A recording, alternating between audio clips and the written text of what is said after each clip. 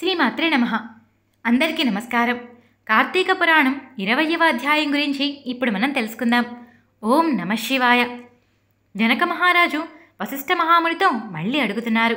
ఓ మహాముని, సర్వపాపాలను నశింపజేసే సౌభాగ్యప్రదమైన ఈ కార్తీక మహత్యం గురించి ఇంకా వివరంగా తెలుసుకోవాలని కోరుకుంటున్నాను, చెప్పమని కోరుకున్నారు. వశిష్ఠ మహాముని సమాధానంగా కార్తీక మహత్యం గురించి వివరిస్తున్నారు. ఓ మునీంద్ర, కార్తీక మహత్యం గురించి అగస్త్య మహామునికి అత్రి మహామునితో జరిగిన సంవాదం ఉంది. చాలా ఆశ్చర్యంగా అనిపిస్తుంది. దాని గురించి చెప్తాను, శ్రద్ధగా విను. ఒకానొక సమయంలో అత్రి మహాముని అగస్త్య మహామునితో చెప్తున్న కథ ఇది. అగస్త్య మహాముని ఒకసారి అత్రి మహామునితో కార్తీక మాస మహత్యం గురించి చెప్పమని కోరుకున్నారు. అది విన్న అత్రి మహాముని, ఈ ప్రశ్న చాలా బాగుంది. లోకాలన్నింటిలో కూడా పాపాన్ని నశింపజేయగలిగే ఈ హరికథ నీకు చెప్తాను. ఈ కార్తీక మాసంతో సమానమైన మాసం లేదు, వేదముతో సమానమైన శాస్త్రం లేదు, ఆరోగ్యంతో సమానమైన ఉల్లాసం లేదు, శ్రీహరితో సమానమైన దేవుడు లేడు. అలాగే కార్తీక స్నానము, దీపారాధన, శ్రీహరి పూజ చేసిన వారు వారి కోరికలన్నీ తీర్చుకోవటంతో పాటు అన్ని పాపాల నుండి కూడా విముక్తి పొందుతారు. ఇందుకు ఎటువంటి సందేహము లేదు.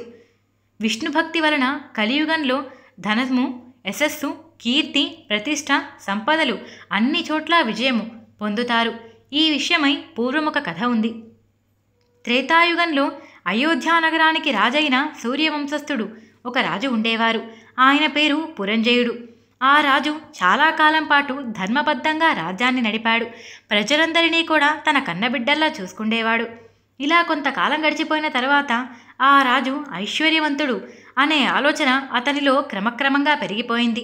దానితో అతడి బుద్ధి నశించడం మొదలైంది. దానితో నేను వీరుణ్ణి, నాకు ఐశ్వర్యం ఉంది అనే ఆలోచనతో సత్యమును వదిలేశాడు. బ్రాహ్మణ సేవ, దేవసేవ ఇవన్నీ వదిలేశాడు. దేవుడివి, బ్రాహ్మణులవి భూములను అపహరించడం మొదలుపెట్టాడు. అంతేకాకుండా బ్రాహ్మణులతో ద్వేషాన్ని పెట్టుకున్నాడు. హింసించడంలో నిమగ్నమయ్యాడు.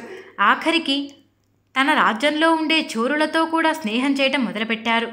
వారికి ధనాన్ని ఇచ్చి వారితో తన పనులన్నీ చేయించుకుండేవాడు. ఇలా ఆ రాజు క్రమక్రమంగా అధర్మాన్ని చేస్తూ పోయాడు. ఇంతలో అతని సామంతరాజులు, కాంబోజరాజులు అందరూ కూడా గుర్రాలని, ఏనుగులని, రథాలని తీసుకొని అనేక మంది సైన్యాలతో అయోధ్య పట్టణాన్ని చుట్టుముట్టేశారు. ఈ విషయాన్ని తెలుసుకున్న పురంజయ మహారాజు వెంటనే శీఘ్రంగా తన నగరం నుంచి బయటికి వచ్చాడు. వస్తూ ఏనుగులని, రథాలని, గుర్రాలని అన్నిటినీ తీసుకొని వచ్చాడు. మహాచక్రయుతమును, రథ, గజ, దురగ ఇటువంటి తన బల సైన్యాలన్నిటినీ కూడా తీసుకొని యుద్ధరంగంలోకి ప్రవేశించాడు. ప్రవేశించగానే శంఖంతో నాదాన్ని పూరించాడు. ఆ నాదము ఒక్కసారిగా అక్కడ ఉరుముల చప్పుడు అయినట్టుగా అనిపించింది. ఇక్కడితో కార్తీక పురాణం 20వ అధ్యాయం సంపూర్ణం. 21వ అధ్యాయంతో మళ్ళీ కలుసుకుందాం.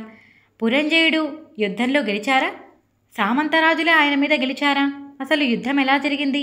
ఆయన మళ్ళీ సైన్యాన్ని, రాజులని అందరినీ చక్కగా చూశారా, లేక ఆయన దుర్బుద్ధితోనే మరణించారా?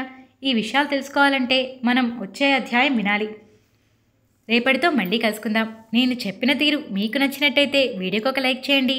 మన ఛానల్ని చూడటం ఇదే ఫస్ట్ టైం అయితే సబ్స్క్రైబ్ చేసుకోండి. పక్కనే ఉన్న బెల్ సింబల్ని ఆన్ చేసుకోవడం మర్చిపోకండి.